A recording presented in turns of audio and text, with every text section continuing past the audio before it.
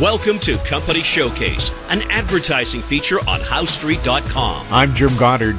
I'm speaking with Larrry Reaugh, CEO and President of American Manganese. Welcome back to the show, Larry. Thank you, Jim. Larry, loads of news this past week on the lithium-ion front. Yes, it's been a busy calendar for everybody. It's certainly very positive for us with the 3 Nobel Prize winners, and one of them actually came out and stated that recycling was sort of the way of the whole future here on getting, product for the cathode materials. That was Akira Yoshino. I'm not sure how you pronounce that, but that was a big boost for the recyclers, and specifically for us, because he mentioned in there about whether he doubted whether it was profitable, but he should talk to us, because we certainly have a profitable solution, and we look at things different than the scientific world or the battery world or the EV car world. We look at things like it's a mining project, and it is. It's an urban mining project. And we know how to work with the statistics on costs and CapEx and what the value's going in, what the value you can get back out, and certainly we are cathode to cathode. And I don't think that most people look at it that way. First off, it's a resource. That's the same thing you have in a mining situation, hard rock mining. And secondly, we have a process that gets the cathode materials out, so it's battery ready. And this is extremely important. And, to understand that, I think you'd have to have a background in actually metallurgy and concentrator operation, concentrator being the chemical side of the equation. So, I think that's a tremendous thing for us, and I think we're going to get a lot of traction off that.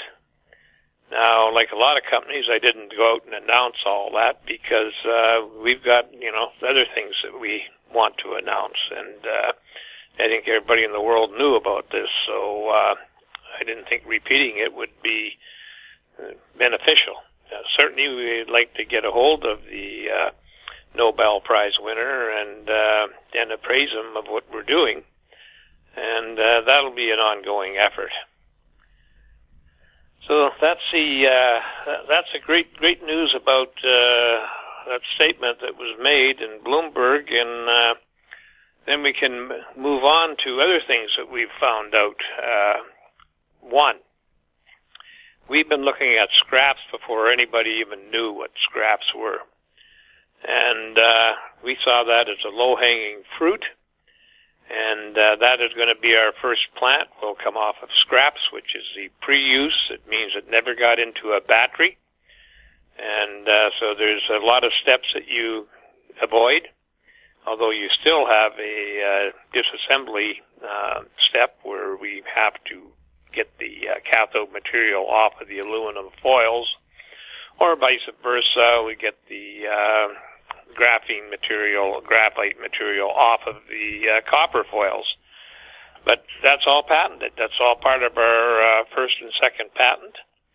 And so we're ready to go. We're treating material right now that is third-party, Pure One companies that we hope to have answers for them next week. And it's going to be a long weekend, so people can digest that. Now, the other thing we heard about scraps, and we've known that the actual number between 5 and 10% that I've used in the past was much higher. We've known that because we're in direct contact with battery manufacturers, and we just, through a informed source, a reputable source, we're understanding now that the battery, battery manufacturers in China have up to 30% scraps. That's huge, and that's going to make a big indent in the profitability of producing batteries. And so it's about time that they started paying attention to, especially to recycling. They should be throwing money at us to get the solution done.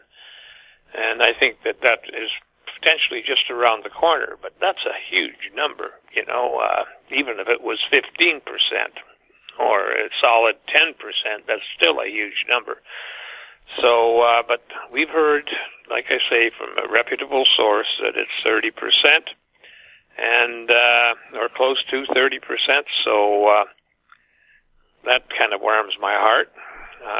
Not saying that battery manufacturers are in stress. It warms my heart that there'd be a lot of material for us to process at some time here in the near future.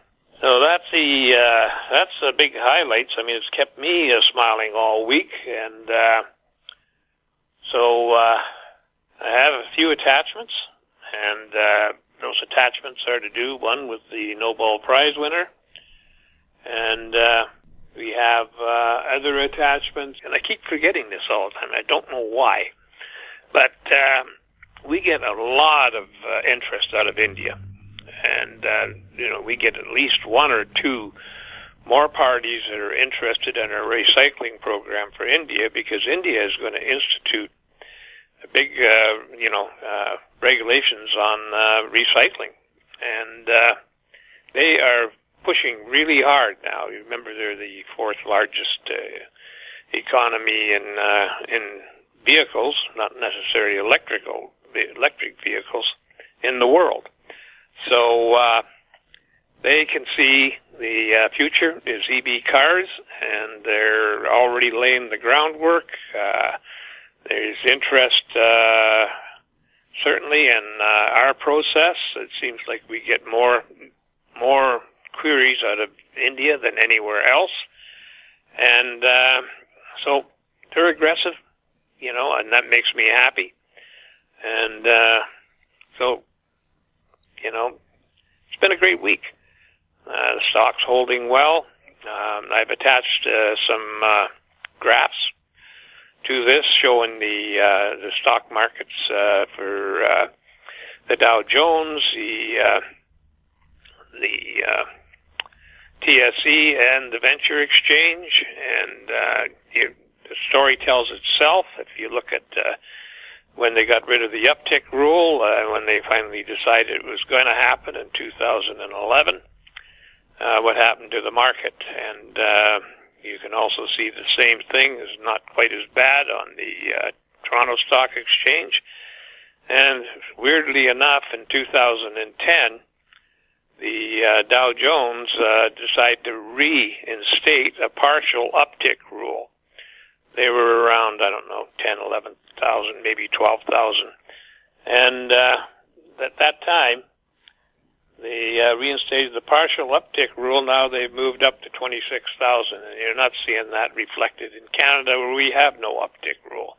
You think that would be a lesson learned, but obviously it's not. But anyway, that's just for your perusal, and with no uptick or short rule, as we used to call it, we're seeing, damage in the Canadian markets.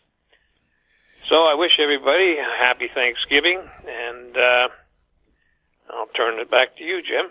Larry, where are you traded, and how can people get more information about American Manganese?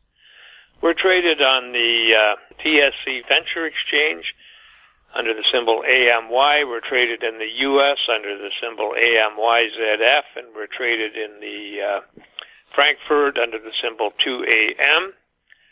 You can get all the information to do due diligence on the company at AmericanManganeseInc.com. You can phone us at 778-574-4444, or you can email me at LREAUGH@AMYMN.com. Larry, thanks for the update and have a great Thanksgiving. Well, you're welcome, Jim, and you have a good Thanksgiving. My guest has been Larry Reaugh, CEO and President of American Manganese. I'm Jim Goddard. Our conversation took place on October 11th. Comments made on Company Showcase are an expression of opinion only and should not be construed in any manner whatsoever as recommendations to buy or sell any financial instrument at any time. Archived online at howstreet.com. Company Showcase is a production of How Street Media Incorporated.